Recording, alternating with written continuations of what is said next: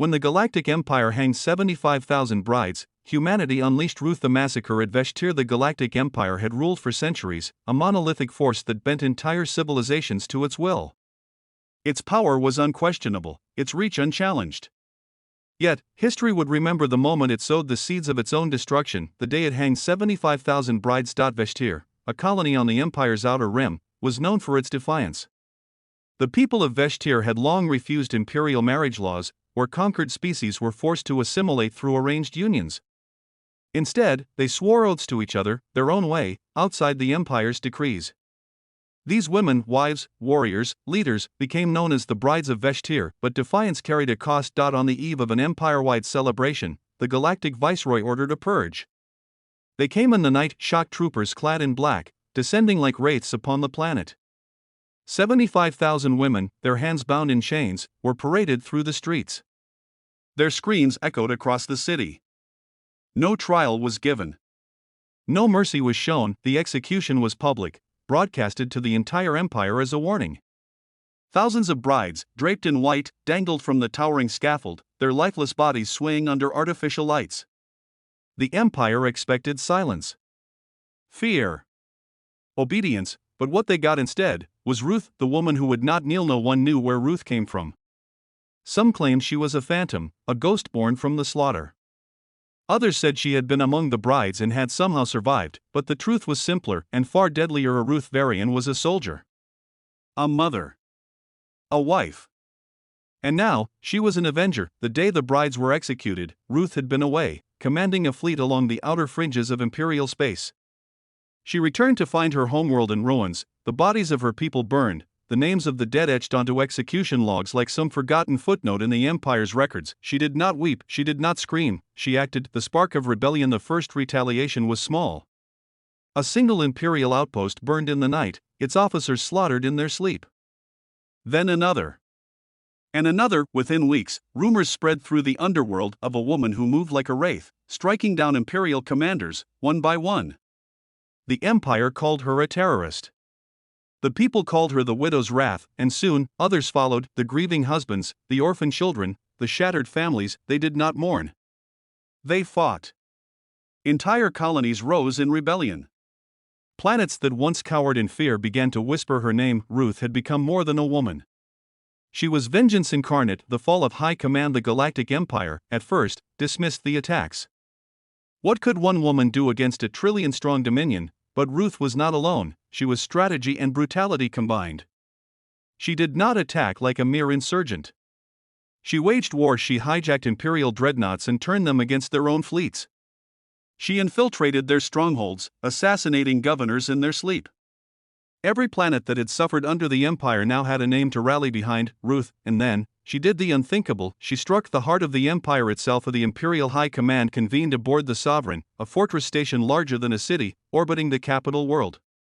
They thought themselves untouchable. They were wrong. Ruth did not attack from the outside. She walked inside dressed in the stolen uniform of a high-ranking officer. She moved through the corridors like a phantom. By the time alarms blared, it was too late. The station's reactors were already set to overload. The last transmission from the Sovereign was the sound of Ruth's voice. This is for the 75,000. Burn in the void. And then, silence. The wrath of humanity. The Empire had committed a crime beyond measure. And in doing so, it had awakened something it could not control. The rebellion was no longer a whisper in the shadows. It was war. Entire fleets, once loyal to the Emperor, defected. The old warlords, long subjugated, rose again. And humanity, once a fractured species, became a storm of vengeance. For years, the Empire had called itself eternal, unbreakable, invincible, but now, it was bleeding, and Ruth, the widow's wrath, the ghost of Veshtir, was leading the charge. The last stand of the Emperor. The war raged for 5 long years. World after world fell.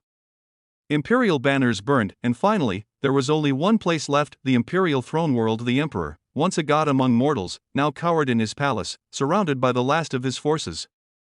Outside, Ruth's army stood, millions strong, their warships blotting out the skies. Ruth herself walked into the throne room, clad in black armor, her blade dripping with the blood of his guards. She did not offer him mercy. She did not offer him words. She simply said, "You killed 75,000 brides. Did you think we would forget? And with a single strike, the emperor fell. Epilogue, the legacy of the widow's wrath. The empire was no more. Its banners were torn down. Its statues shattered. The name of its rulers forgotten, but Ruth became legend. Some say she vanished after the war, her mission complete. Others say she still walks among the stars, watching, waiting, ensuring that no tyrant ever rises again. But one thing remains certain: the empire had made a fatal mistake. It had underestimated the rage of the forgotten, the fury of the wronged, and most of all, it had underestimated Ruth. The massacres, the execution fields of Arden III reeked of ozone and burnt flesh. The Galactic Empire had made an example of the planet's defiance by publicly hanging 75,000 human women, brides who had gathered in protest against the Empire's occupation. The Empress herself had decreed it, her cold voice transmitted across 1,000 worlds: let humanity learn submission, lest we take more than just their love. Their bodies swayed in the artificial wind, suspended from towering metallic structures. The Empire expected submission, grief, and despair.